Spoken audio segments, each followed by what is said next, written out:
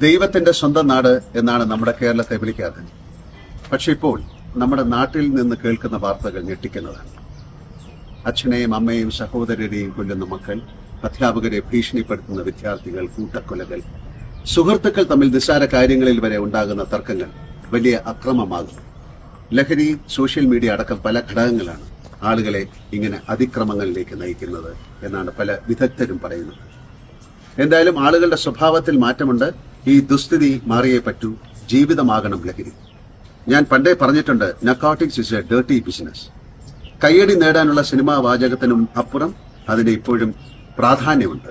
പ്രശ്നങ്ങൾ തുറന്ന് സംസാരിക്കണം, ബന്ധങ്ങൾക്ക് വലിയ വില നൽകണം. ജീവിതത്തിൽ പ്രതിസന്ധി ഇല്ലാത്ത ആരുമുണ്ടാകില്ല. അക്രമമല്ല ഒന്നിന്റെയും പരിഹാരം. അതുകൊണ്ട് എന്ത് പ്രതിസന്ധിയിലും കൈ ചേർത്ത് പിടിച്ചു പോകുന്ന മലയാളിയുടെ ആ മഹത് ശീലം നമുക്ക് തുടരാം. അതിക്രമങ്ങൾക്കെതിരെ ഏഷ്യാനെറ്റ് ന്യൂസ് ഒരുക്കുന്ന ലൈവത്തോണിൽ ഞാനും അണിചേരുന്നു. നന്ദി.